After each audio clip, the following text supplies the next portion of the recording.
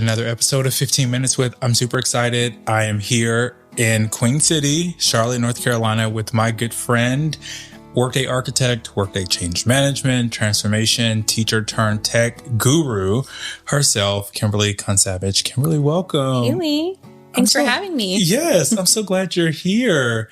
How are you, firstly? I'm doing great. I'm excited to see you in the Queen City. Thank you. So, Kimberly, this is our first time doing this, yes, but it's not our first time chatting. And it's certainly, you have a history of helping organizations transform the way they do business. So I would love for you to tell us a little bit about yourself and how you're conquering the world. Yeah, sure. So I've been in the consulting space now for 12 years. I've moved around and fell into the Workday ecosystem now for about 6 years. It's been a really fun and exciting ride for me. I've just feel like I've grown and seen so much. I've really enjoyed working with different organizations, different sizes from different industries. I think one of the things I enjoy working within this ecosystem the most is everyone comes from a different place, whether it's from customer or they switched over to, the professional side, and or they maybe bounce back and work for Workday directly. I think there's so many different avenues that you can go down. And I think we all just learn and grow from each other all the time. And I think that makes each of us better at what it is that we're trying to do. So what is it that you are doing? You have this change component. You're obviously, I think you were a teacher. Yes. Turned tech. Yeah. So what is it that you are doing specifically? Yeah. So I did start out as a teacher as my first job out of college. I was, brought into the classroom through an organization called Teach for America. It's a very mission-oriented organization. And I really just fell in love with just that calling. I learned and grew so much during that time. And, once I reached kind of the end of my, period working with the organization, I knew I had interest in other fields, but wasn't quite sure where I would land. And one of the things I actually did when I was nearing kind of my end of working for Teach for America is I would just kind of reach out to different folks who knew me or didn't know me and grab coffee and just ask them, what are they doing? And I think I was always gravitating around the world of business, but as you know, that's very broad and I didn't know exactly what that meant. So I like to say that technology found me. I didn't find it.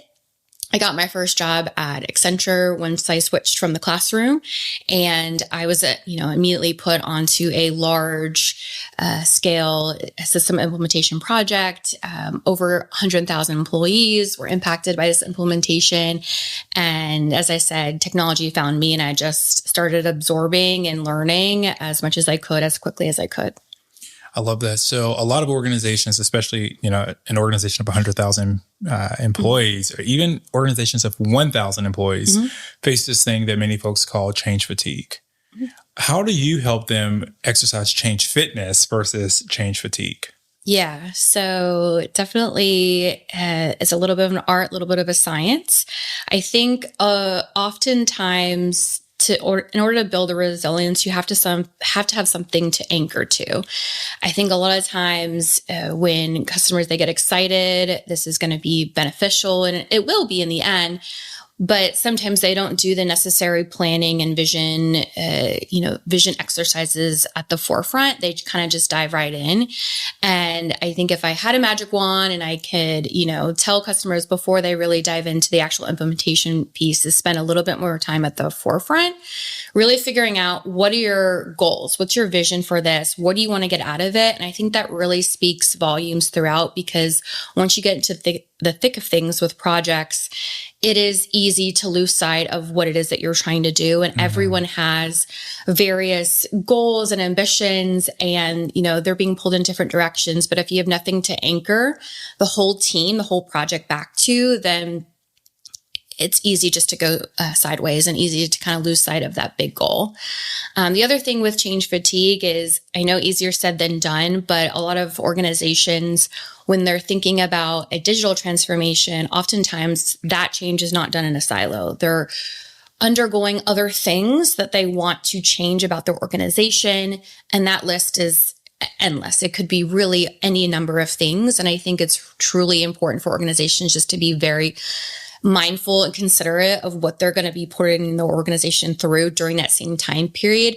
And therefore not necessarily minimize the goals, but just manage the goals and maybe spread them out over a longer period of time. And I know I'm not the first person to say this, but go live is truly just the beginning. And I think a lot of organizations put so much of an emphasis on getting everything right at go live. And in reality, it's truly just the beginning. So really, again, going back to just managing your expectation, going back to what I said a few minutes ago, having a core vision and really anchoring to that and knowing that this is just the beginning of your journey. Yeah, that go live is the beginning is a really unique concept and one I completely agree with. I think, at least in my experience, one of the key challenges with thinking that everything will be in the implementation, not only is it not true, but a lot of times those that are supporting the implementation are also managing their day job and the legacy system. Right. So we're asking them to do a lot. We're asking them to lean in to a lot of things. We're asking them to accomplish a lot of goals. And sometimes when we're spread too thin, we don't get anything right. Right. So do we want them focusing on the implementation? Do we want them focusing on their day job? Do we want them focusing and supporting the legacy system? It's a lot to ask. Exactly. And it doesn't always give grace to the fact that you're going to be with the new system forever. So you have plenty of time exactly to optimize it and make it home. Yes, exactly. And I know easier said than done. Yeah. So obviously, you've been around for a bit of time on this change and consulting and transformation journey. Well, I assume every customer you've ever had has just been flawlessly wonderful and they've never had any issues, no problems at all. I know that that's not the reality, right? So I'm curious, how do you build trust early in an implementation so that when things come up, you can help them navigate those challenges? Yeah, Lee. So I think, to build trust, you really have to show up and be consistent. Trust is a two-way street. I think when you're just within any relationship, whether it's personal, professional, in those early days, early weeks, months, you truly just have to showcase that you're here for them. You're ultimately their partner at the end of the day. And if you say you're going to do something right, just deliver. It's simple. It's very elementary, but it just goes a long way. And I think over time, you earn that title of being an advisor. I think that title is not something that's just should not be freely given. It's something that you step into. Even if you're called it, you really have to earn it over time. But I think that's where that trust. And I think as I've worked on projects that are, longer in nature, I know it's easy to kind of lose sight and kind of get a little bit run down because just so much needs to happen during implementation. But I think if you can just always show up and be consistent and have, whoever's your counterpart or your core committee have each other's back. And again, just always kind of be there for that person. I think you're going to earn that trust over time and keep it. Hey, it's Bob Pulver, host of You Podcast. Human-centric AI, AI-driven transformation, hiring for skills and potential, dynamic workforce ecosystems, responsible innovation. These are some of the themes my expert guests and I chat about, and we certainly geek out on the details. Nothing too technical. I hope you check it out. I love that. So what is some of the biggest misconceptions you think organizations have when they're embarking around or on digital transformation journeys? Well, I think you have a book that's titled this, but technology doesn't equal transformation. I think there's so many benefits to systems like Workday, and absolutely some of those benefits will be realized by doing very little. But at the end of the day, a system just implemented is truly just going to be a Band-Aid over bigger problems if those problems aren't worked through. Some of them need more time and they're not going to be worked through during that initial implementation. Some are going to need a little bit more time. But ultimately, there needs to be various individuals who are appointed to representing the broader organization and really considering the things that are going to be advantageous to solve for and make those critical decisions. And I know they're not easy, but that needs to be done to improve your processes, to, divide and conquer roles and responsibilities, to make sure that there is, a clear path when making decisions and gathering requirements and having your ultimate journey of how you want to optimize, month and year over year. And I think, without doing that, I think ultimately you're just not going to kind of, ultimately kind of see truly the ultimate benefits in the end of that system. Of that, it's hard to realize your goals if you are not aligned Right. early. So looking forward, what kind of legacy do you hope to leave in the leadership and learning space? I would say as I've gotten more experienced, there's always things that come, in front of me on my plate that I'm kind of intrigued to learn more about. And I think just always being adaptable as a leader. I've certainly worked with many different types of leaders, some who are less willing to adapt than others. Yes. And I think there's a time and a place for certainly sticking to methodology and, Yes. and, best practices. But if you aren't willing yourself to adapt and change, then you certainly cannot expect your teams to adapt and change. So I think being an adaptable leader, somebody who's always open to suggestions, new ways of doing things, hearing others' perspective, I think that's certainly what I would like to be known for as a leader. I love that. All right. So Kimberly, we're at a exciting point in our journey. Number one, I'd like to open the floor for you to ask me one question. You get one. And I don't have any notes on this, so we'll see how this will go. So through doing these podcasts, what is the biggest thing that you have learned so far? I've always felt like I had a really strong community, both at home and abroad, if you will, in my Workday, Smartsheet, consulting community. But doing these actually allows me to learn more about the folks in a deeper level, but also I get to share that goodness with other people. And that's really kind of what it's all about, which is why I try to do less talking and allow the guests to do more talking. But it's really like, oh, I learned something about this person that I didn't know. I learned that they like to do this thing that I never knew that they like to do. And it just really helps me connect a little bit more with them. And ultimately, I think with myself as well. Yeah. I love that. So we're at rapid fire, Kimberly. Okay. All right. We're going to go through just a few questions. 2 minutes are on the board. First thing that comes to mind, we're going to just kick off with it. Okay. When did you know that you wanted to be a consultant?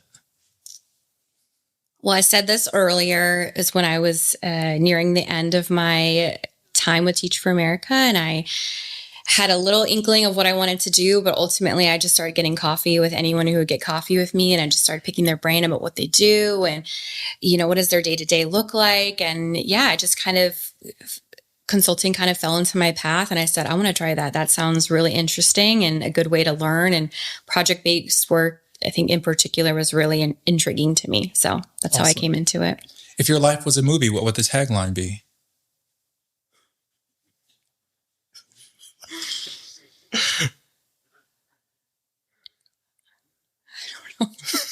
Okay. If your life was a children's book, what would it be called?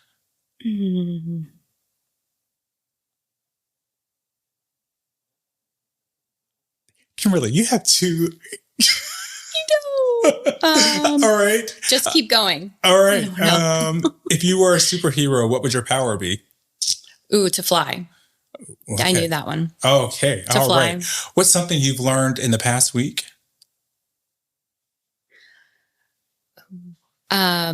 So I've been using ChatGPT a lot to do different things. And my daughter really loves to color. And she really loves looking at photos of like her when she's like a baby and just family photos on my phone. It's just like her favorite activity. So if you upload photos to ChatGPT and ask to make it into a coloring page, it will do it. And you can print it out. And then like my daughter can color photos of herself, her family members. It's so fun. Okay. Now, I asked someone this question, this question, and she said, never seen that movie. Kimberly, what is your Hogwarts house? Oh, Gryffindor, of course. Oh, I love that. Of course. Shout out to Nicole Fleshman. Okay. What were you afraid of as a child? Ooh. I was the youngest child. Okay. So, yeah, maybe just like being left out. Oh, well, you don't have to worry about that now. Hang out with us. All right, last two. What was your last impulse buy? Clothes.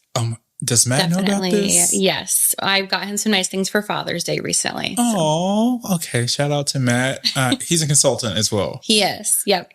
Can we share where? Is it okay? Yeah, sure. So where's he at? Cross Country Consulting. Okay. Shout out to Cross Country Consulting. Kimberly and I both hung out there a little bit. All right. Our last one. Okay. What celebrity annoys you the most? I have one. And it's just because she's so cool. I just want to be her. But not her, but just emulate her. Oh, well, so you said annoys. So is it my favorite or my... It can be. Oh. I love Kristen Bell. Oh. She's amazing in everything. She can sing, like act, do it all. I love it. She's a wonderful mom, role model. She has 2 daughters just like myself. So Kristen Bell. The one that annoys me the most is Caroline Wonka. She is CEO of Essence Magazine. Previously was at Target. Every time she walks on stage, I'm like, how does she do that? I just want to like be in a cubby hole, and watch that. I want to see how she does it. It's electric. So I shout out to Caroline Wonka. But anyways, Kimberly, any last minute notes before we wrap up? Anything you'd like to say, share, put out into the world? I have really enjoyed just watching. I've been a watcher of the series now for as long as it's been around. And I think you said this earlier I know I didn't have any part to play in the other interviews, but I have learned so much about folks. You've interviewed folks that I have worked with, and I learned much more about them through this process. And I think it's just been fun to be a spectator. And thank you so much for the opportunity to be involved. Thank you. All right, y'all, that concludes our time today. Please go out and connect with Kimberly on LinkedIn and all the things. She is out there over at BDO USA, conquering the world. Thank you so much for your time. See y'all. Bye.